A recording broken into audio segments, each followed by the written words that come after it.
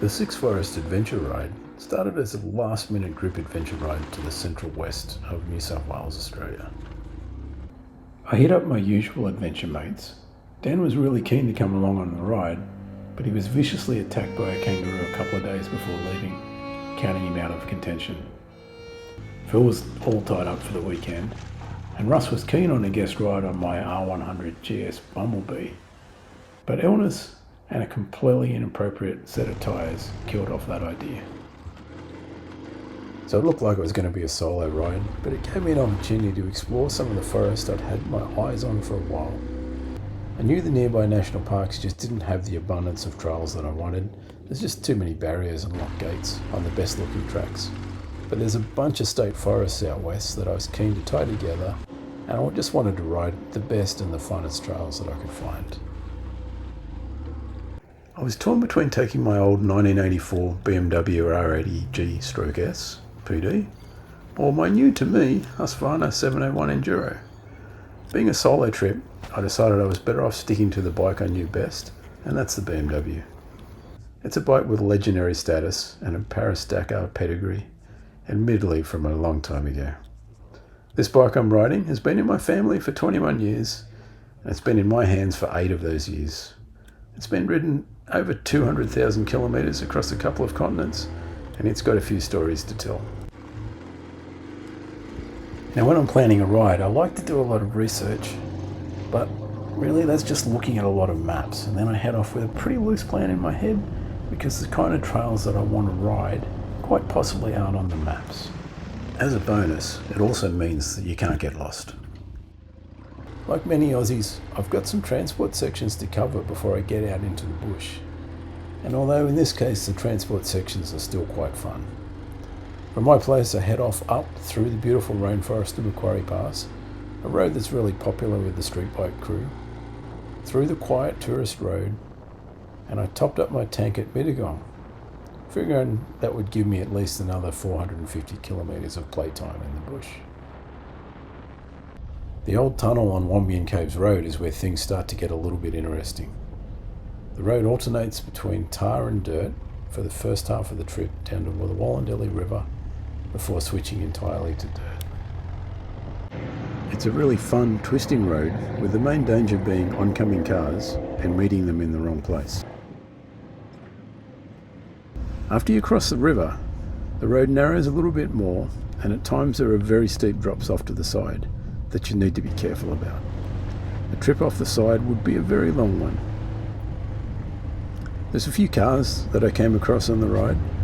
An old mate in this four-wheel drive had a pretty solid block pass and wasn't all that interested in letting me through. With that 4B out of the way, I continued to climb up the top of the pass and turned off to the right on Langs Road.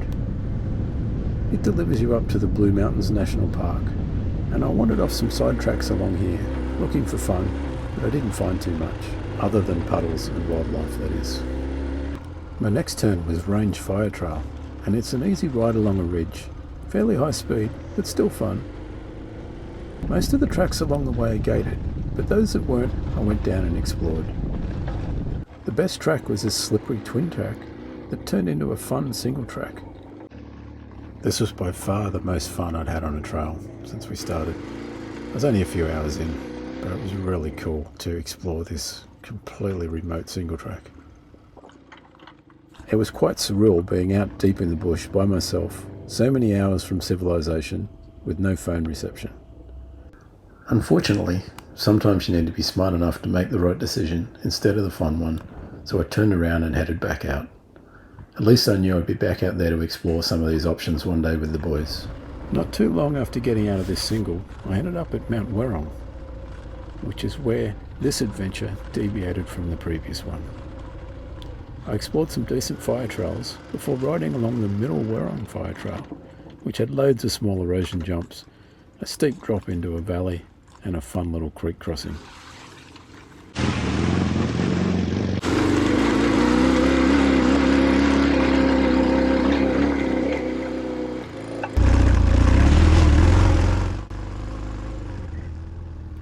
100 metres of tar at the end of this trail delivered me into Gurnang State Forest and the start of my forest adventure. The wet conditions made it easy to find where some others had been riding, and before long I found flowy trails made for adventure. I checked the maps occasionally, but just chose the tracks based on how fun they looked and if they went roughly in the right direction. The weather continued to deteriorate with loads of wind, drizzle, and it was really cold. In the forest tracks, the riding was awesome, but when I wandered into the open logged areas, the wind and rain was pretty grim, so I had to make sure I stayed into the forest as much as I could. Another couple of 100 metres of tar connected Gurnang State Forest and Volcan State Forest, and I was straight back into some fun trails.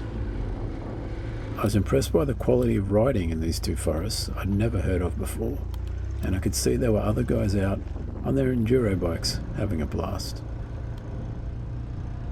After 6 hours riding, I rolled into Oberon pub for lunch with 5 minutes left before the kitchen closed. I was freezing, my phone was flat, and I needed to eat, warm up, and work out where the best fun could be had between Oberon and Bathurst. About 15 years back, I used to ride Lowe's Mount a fair bit, and my first proper dirt ride on this old GS was in that forest on an old special test that I used to love. At the time, I remember thinking the GS was alright in the dirt, but it had nothing on my real bike. That judgment probably still stands. The GS doesn't really do anything all that well, but there isn't that much it can't do either. Except, of course, deep ruts, narrow gaps, big logs, etc. I spent over an hour in Lowe's Mount, just riding around in circles, searching for the old loops that I used to ride and the grass track that I used to love, and I just couldn't find what I was after. I guess it's been logged at some stage, and the trails have moved somewhere else. It's still fun, but it wasn't the perfection I was hoping for, so eventually I gave up and headed out towards Bathurst for some fuel, beer, and a bunch of vintage motorcycle crew who were keen to catch up and tell stories.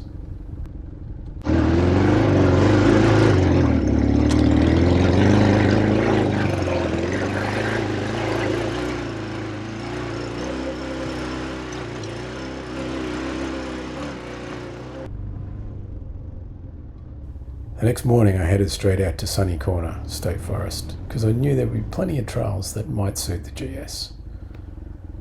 As soon as I arrived, I jumped into this single track, and what a great way to warm up. I was really feeling the soft suspension and the 30 kilos of fuel in the tank, but what a load of fun. The tree roots were really slippery, but the soil was grippy, and I had to choose some pretty funny lines just off the main line to get those wide cylinders past the trees.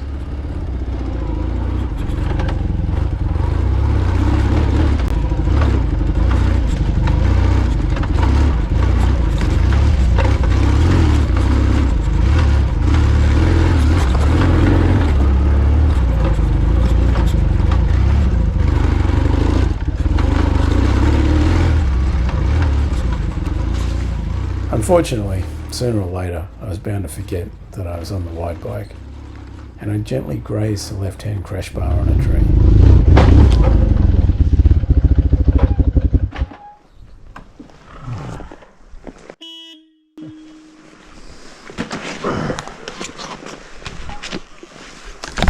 Alright, so major limitation of the GS is those pots that stick out the side. And if we wander back here and have a little look, obviously I didn't quite go around that tree. Quite enough. Anyway, that's what those bars are for. It's certainly not the first time it's happened on that side. That left-hand cylinder is about 50mm or 2 inches forward of the right-hand cylinder, and for some reason it's the side that I always seem to graze. Fortunately, the crash bar did its job and rotated, absorbing the energy, but it was a good reminder for me that I had to go way wider than I thought past the trees.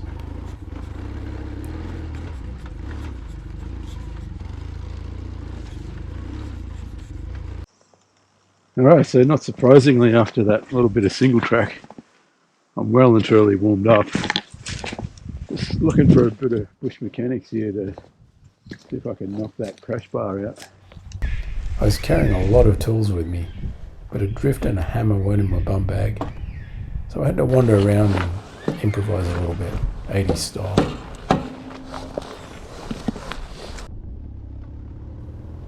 I've been fortunate to ride Sunny Corner with some great locals, and even raced a 4-day Enduro out of Portland back in 2010, so I knew there was loads of fun waiting out in those hills.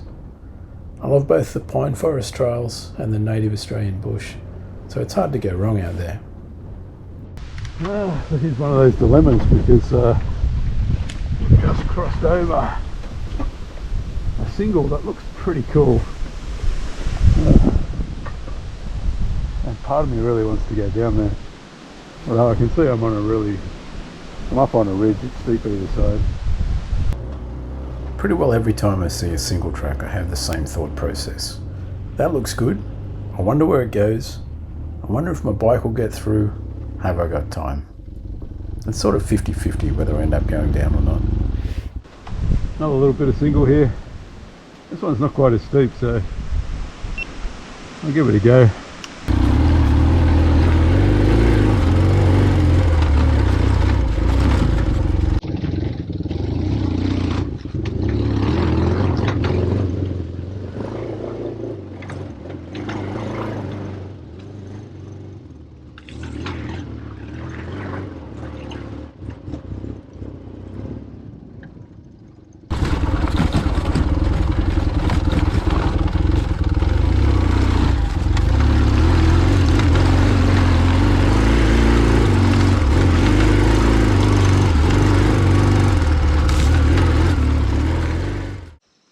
What I gotta watch is if I go downhill too much in this mud, I might be at the point of no return. I think given that I'm solo, it's slippery. I'm on dual sport tyres on a really old bike. I reckon might be a good time to turn around.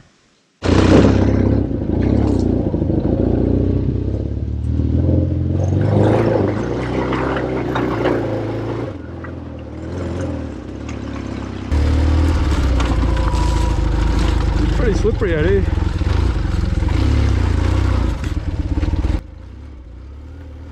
There's some great tracks and plenty of challenges, hills that go nowhere, and sections that I just weren't prepared to head through solo. Alright, now that looks like a fun hill climb. I wonder where it goes. Interesting. Oh well, I'll have a look, eh? I spent a few hours out there, going out through Sunny Corner in Portland, and then I decided I'd better head in the right direction before my daylight ran out. Okay, so about here it gets a bit more serious, and I also realised I've got 36 psi in the back tyre.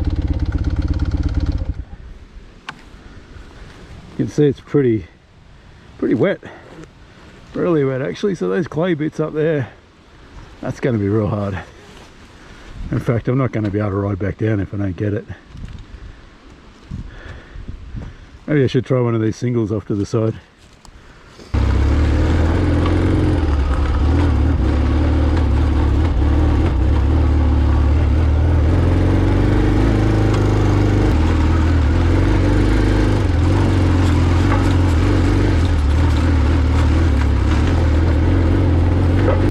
I don't know, I'm starting to feel like again, I've probably bitten off a bit too much.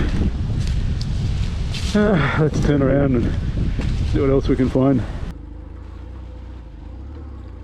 I decided to skip Rydal State Forest, having ridden there recently, and headed to Hampton State Forest, confident that it would provide some sweet tracks. The ride there on the backcountry roads was super windy, another reason I was keen to get back in the bush and out of the wind.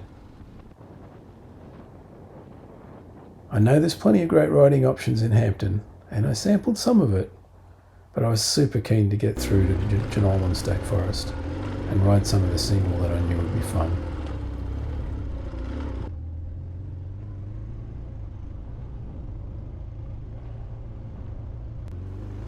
had high expectations for Jenolan State Forest, and it didn't disappoint. I needed some good harder riding after those fast, cold and open trails. I found some crazy slippery twin tracks to ride, a mystical section of covered in, like fully tree-lined grassy old trails, and I found some cool singles as well. I even ended up on some of the trails that I later discovered were the loops from the recent Rush Rumble trail ride. They were fun, but again, probably a little bit tighter or deeper ruts than what I really needed. By this stage, I was really starting to run out of time, and I didn't want to get stuck riding home on the tar because I got too greedy in these forests. I really enjoyed the riding out here, and I did as much as I thought I could, checking out a lot of single track, and then I came up with a new plan to sort of take a shortcut on the tar through Jenolan Caves before jumping back into the forest on the other side. Unfortunately, when I got to the top of Jenolan Caves Road, it was closed. A quick study of the map indicated I was going to have to go backwards for an hour or two, some of it on tar, to ride around this road closure. Suddenly, my fast and loose planning was looking a bit rough. I tried really hard to pick forest tracks heading in the right direction, but also I needed to choose trails that kept my brain engaged, so I wasn't exactly straight lining it around this long cut. This little trail I was on ended in some trees down that I just couldn't get around, so I had to jump on this fun little single. Again, I found myself going in exactly the wrong direction. There's that cylinder again.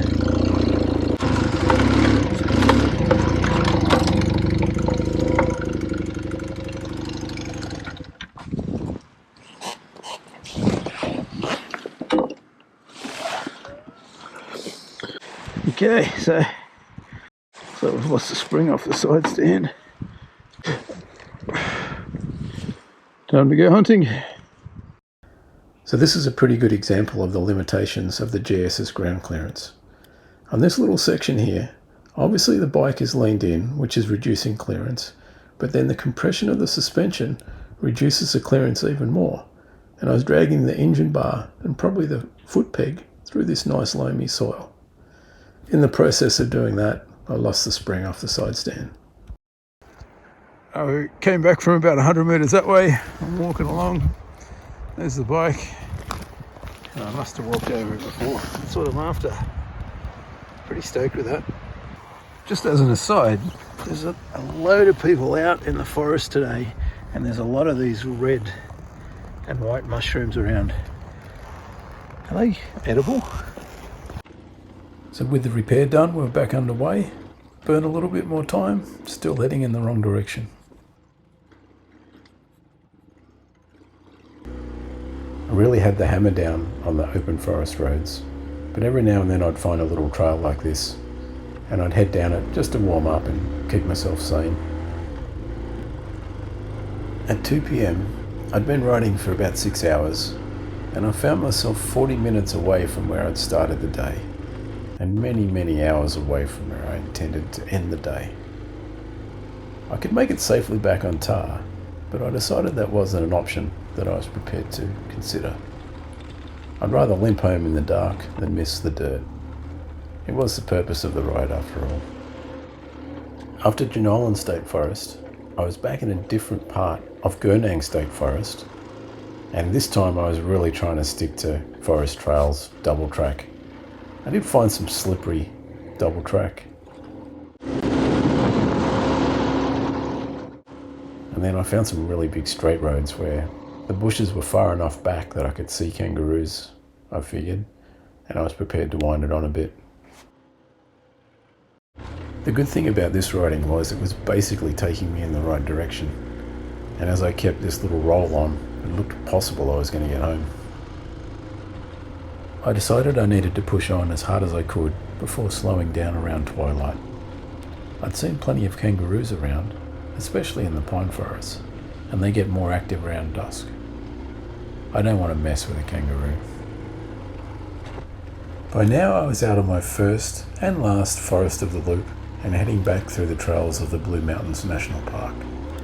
The riding is pretty simple, but it's still enjoyable, but I'd always prefer to be riding trails that I've never ridden before.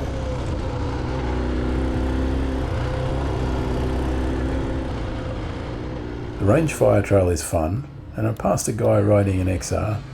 I would have loved to have known his story and where he was off to.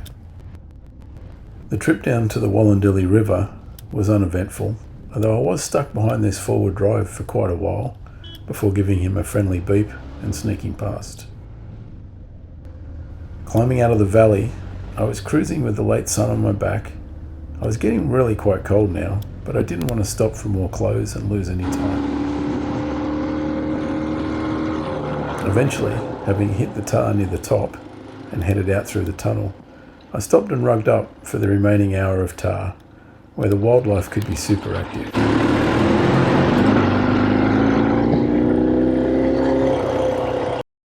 Heading down the pass, I was blasting AC/DC inside my helmet, trying to stay awake, trying to keep everything together for that last little bit. I went along through the valley, and then 10 minutes on the freeway had me back basically at home. There was a bit of swell around, so I stopped at the headland to have a look and get some photos of the old beast in the setting sun. All up, I was pretty happy.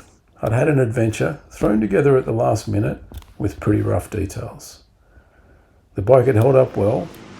I'd made the 6 different forests and over 700 kilometres in 2 days, with some great riding along the way and minimal tar sections. And as a bonus, I finished the day with a couple of minutes of daylight to spare.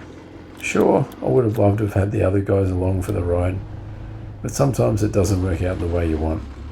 It was a great trip and a great opportunity to maximise a few days away on an adventure. Well, I loved reading all the comments in my last video, the Guinea Corps adventure, so if you've got any questions, comments or ideas from this video, please leave them in the comments below. And if you like what I'm doing here, subscribe and maybe you'll see the next video.